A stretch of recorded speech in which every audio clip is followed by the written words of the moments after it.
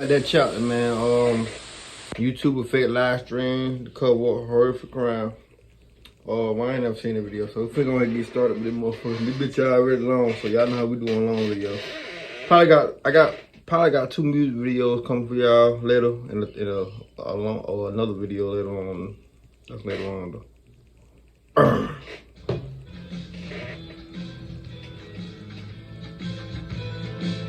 So this story takes us to Northern Ireland, just over the border from myself, if you can believe that, and to the town of Lurgan, County Armagh. Lurgan is about 30 minutes from Belfast City, just off Lough Neagh. Approximately 30,000 people live there, and it has a bit of a history, from the famine to the Troubles. And it's still a divided town between loyalists and nationalists. It's a whole thing. And there, Natalie McNally lived.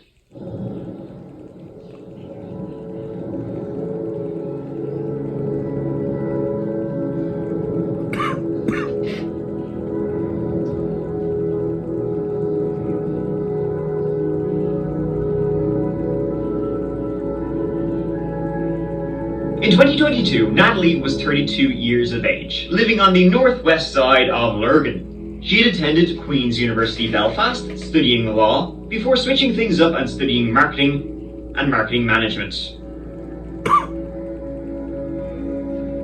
Which are they not the same thing? She then went on to work in a number of roles, eventually ending up working for TransLink, public transport across Northern Ireland.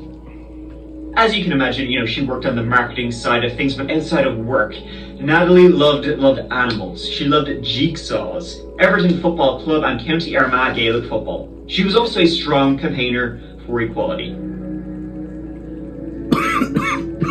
In December 2022, Natalie was also 15 weeks pregnant with a baby boy.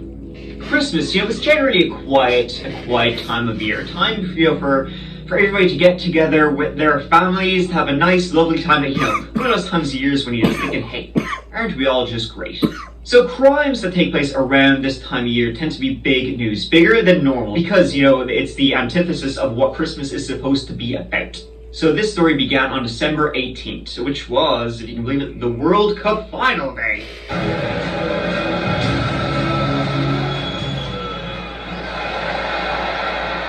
That evening, Natalie was watching it with her parents in their home in Lurgan.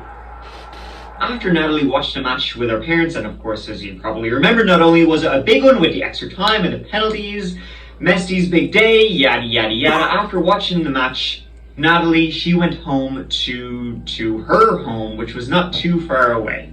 Her own house was in Silverwood Green. She lived there alone with her 2 cats and her dog, and this was, around evening time. It was then the next morning, the Monday, that, as we see so often in these cases, no one could get through to Natalie. She didn't show up for work. Her friends and family couldn't contact her, which was quite unusual. Again, she was 15 weeks pregnant, so you worry. And so it was Natalie's boyfriend, Stephen McCullough of Lisburn, which is a town 20 minutes away, who went into her home that Monday night at around 10 p.m. to see what was going on. Detectives from the Major Investigation Team have now launched a murder investigation following My boyfriend did it. the death of Natalie McNally in Lurgan. This follows the results of the post-mortem. The 32-year-old died a violent death, having been stabbed a number of times, and there are signs of defensive injuries. She was murdered at her home in the Silverwood Green area of the town, and evidence now suggests that she was murdered on the night of Sunday, the 18th of December. Damn. Now who the fuck did it? Stephen and Natalie had been dating for approximately 4 months by December. They struck up their relationship in August, and it seems like they got, Natalie got pregnant pretty quickly, maybe even before the relationship actually properly started. Stephen, 32 years of age, 33 I guess now, but 32 at the time, was, according to his LinkedIn, which you all know is the least bullshitty website out there, I am a hard-working, focused individual who provides clear and precise narrations for both video and audio purposes, with a unique style which is easy listening, yet exciting. I picked up both the Luke Skywalker and Obi-Wan versions, and they're easily some of the best collectibles I own. It's great that while they offer the same bells and whistles as the non-detachable blade counterparts, they also have this great broken sound effect which plays if you try to activate them without the blade attached. I have had much success working for Following the Nerd, some nerd blog, and hosting their weekly radio show. I also create and host videos on my own YouTube channel, which has amassed over 40,000 subscribers. I wish to continue in this vein of work by hosting or narrating any projects which you may require. Hey, my subscribers, man, y'all gotta give me the 40,000. Y'all true. Spoken audio. Give me that nigga count. And he had the chops to back all that up. His YouTube channel, VoteSaxon07, catchy name. As I said, it focused on all types of content. Reviews of Doctor Who, his speciality, but you also got toys, you got robots, beginning every video with... I ain't gonna count. I've been trying to get the goddamn what's the name for a hot little minute. When I get like the 20 or 30K on my YouTube channel, I'm most definitely making a second channel. Just putting that out there. Hello YouTube viewers and random Doctor Who fans. Hello YouTube viewers and random Star Wars fans. Hello YouTube viewers and random Doctor Who fans, or hello friendos, I don't know how to introduce these. Hello YouTube viewers and random James Bond fans. Hello YouTube viewers and random DC fans. Hello friendos. Or should I say hello YouTube viewers and random Toy Story fans. On Vigo, you can watch the freshest content from the coolest streamers. Vigo, Vigo! Look, that man's in trouble. Good thing there's a door. I mean, it's no, hey, you. What? I'm not being a hater. I ain't got no hater's heart. It's content. Or it ain't let's ride, nigga, or let's get to the motherfucking video. You know what I'm saying? What up with y'all? You feel me? It takes a bandwidth. I'll give it that. It ain't me. It ain't me. It ain't Pete. You feel me? I'm Kelp. I'm the best YouTuber. Stephen worked part-time for the Belfast Telegraph, assistant audience editor, but he was also a man who knew what he wanted. Hello YouTube viewers and random subscribers. Yes, it's true, I'm selling it all. Well, not all of it. Some of it. Most. A lot. Yes, so if you check the link in the description or even in the comment section, because why not pop it in the comment section, there will be a link to my official eBay channel where you can bid and buy some of the stuff that I have in this collection room. And that was being online, whether it was the YouTube channel, Patreon, whoa, unedited reactions, or his Instagram. Patreon, my Patreon be tripping, bro. I would have. So it was on the evening of the 19th I probably gotta get me a computer that now. Stephen found Natalie in her house. Natalie had been stabbed a number of times. She had defensive wounds on her, cuts, compression of the neck, and blunt force injuries to the head. She'd been killed sometime after she got home on the 18th of December. I mean, this case is already tragic enough, but one other aspect of this case just added to the tragedy was that when Natalie was found, the door was opened, her dog, a German Shepherd, River, ran out of the house and was hit by a car. Thankfully, I mean, the dog would make a full recovery, God but damn. it's just one more thing. It's just, my God, a horrifying, attack at Christmas. And, Natalie's parents knew she was pregnant, but nobody else did. Natalie was planning on telling, the rest of her family and her friends on Christmas Day, a week later, but, yeah. A targeted attack. She likely knew the killer. Police later released CCTV of a suspect entering Silverwood Green. It's a place, one road in, one road out, and the footage showed a man entering the neighborhood at 8:52 p.m. and then leaving at 9:30 p.m. Two neighbors would say they heard screams at roughly 9 p.m. Now, police would have more CCTV unreleased, and it showed. Well, see, the area Natalie lived in, it was kind of, on the edge of town. And when you were walking into the area, the numbers on the houses, they were quite hard to see, especially at night.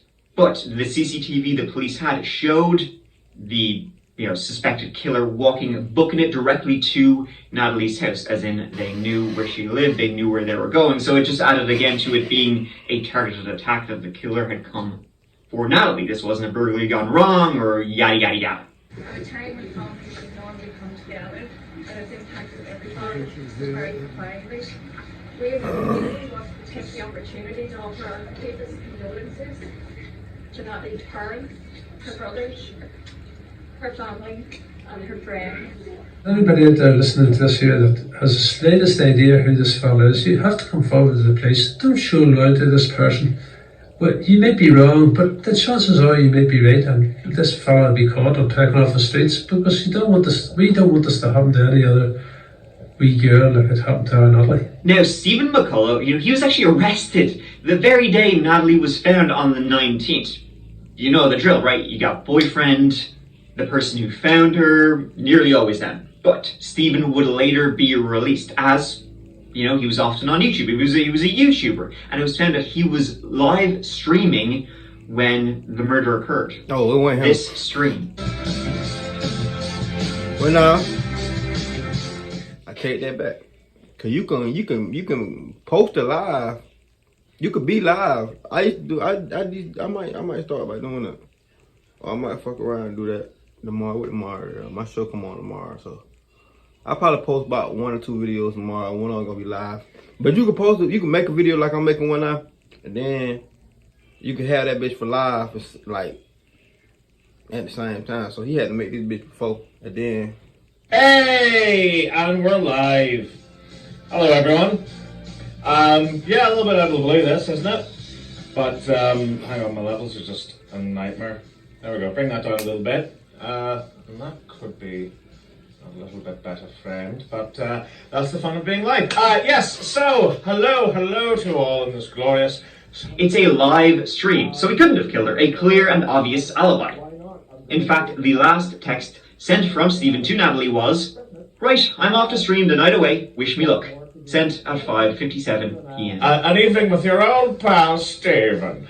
However, after being ruled out, Stephen would refuse to cooperate with the PSNI, the Northern Ireland police. He wouldn't tell that. Like, for example, police wanted to know what was the house like after you arrived, but before EMTs and police did. And he would refuse to say. In follow-up interviews, he wouldn't say much really at all. But he did say in one of them he knew who had done this, naming a specific person. The police would recover the believed murder weapon, thought to have come from Natalie's own home, a kitchen knife, most likely.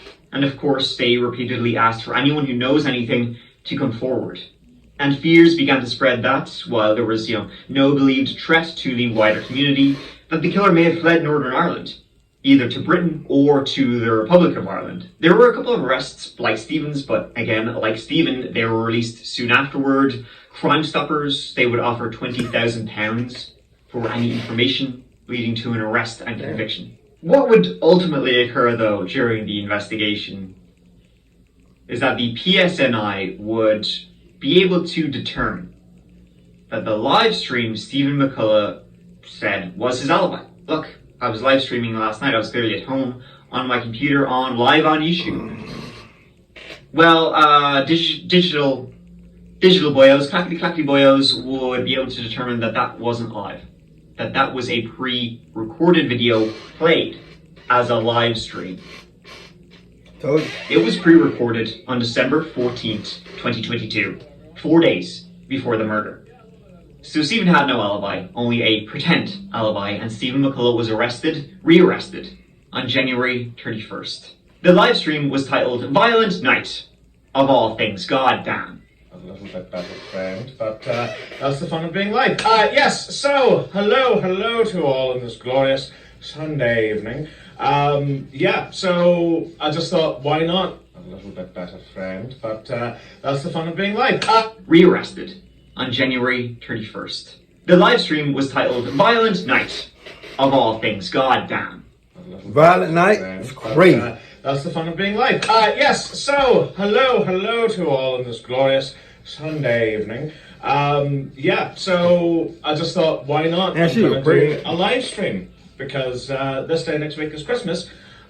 So what more could you want for Christmas other than an evening with your old pal Stephen? The live stream seems kind of normal, run of the mill. And of course I'm wearing my little Santa hat as well. Look at that, flopping around. I thought that the headphones would muck with it, but they didn't. Good. Yeah. So what are we doing tonight? But then you realize that this video was recorded, edited, and posted as if it was live solely for the purposes of giving Stephen McCullough an alibi for the alleged murder I can do of that. Natalie McNally. He knew this would be playing and people would be watching while he was allegedly violently murdering his partner, his pregnant partner, Natalie McNally. How sick is that? As sick as his actions during the live stream. By the way, it's real shit streaming. It's like boring as all shit. See, when I start, hey, I think I'm going to Kick. I ain't going to Twitch. I'm going to Kick. I'm gonna do Kick and YouTube live stream. Mainly YouTube live stream. I'm gonna play old games and shit like that, like Grand Theft Autos and old shit like that. You feel me? Yeah, y'all go. Hey, I think I ain't gonna care if I make a gaming channel, bro. I think that'll take out more than the channel. I ain't gonna care. Damn sure if I play scary games. Oh my god. Hey, I think I be raging when I play games. Damn sure Call of Duty. I be raging like a motherfucker. I ain't gonna care. I'll see what you're doing, bastard. Sound more fancy suit or what? I'll have to go close up first, don't I? So this stream, right, he's playing GTA Vice City, and the first indication it's fake is when he says he can't respond to comments live. Well, because this streaming software is kind of up the left, it means I can't check the live chat, which is a real shame. So, by all means, talk amongst yourselves. I could use my phone to dip in every now and again and check it, but I've decided that I kind of hate live streams where people just sit and read comments and go, oh my god, yes, ask me questions, better. And also, if I go on my phone for too long, I'll end up just scrolling through TikTok. And also, one really eerie part of the stream is, well, during it live, he would take frequent breaks, I guess deciding, what he'd be doing next, and so he could edit it all together. And midway during the 6-hour stream, during one of the breaks, 6 hours? this pops up.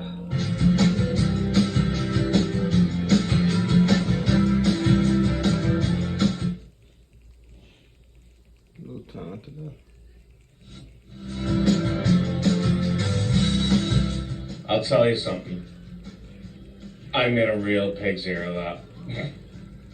I just sat down and I pulled the controller and the headphones off the table, which had the keypad. See, remember, all of this is pre-recorded. All of this is edited. So the fact that No Time to Die pops up when he was allegedly killing, no words, he put that in there on purpose. The stream began at 6 p.m.-ish, or at least that's when he tweeted it would. This No Time to Die picture pops up midway through the stream, 3 hours in. So that would have been around 9 p.m., which is when CCTV showed a man walking into Natalie's house, and at the same time a neighbor heard a scream. He knew the exact time he would be killing her at, and had this pop up when he recorded it 4 days before as a dark joke. That's why I like sticking to just doing crimes in a video game. Keeps things simple, mate.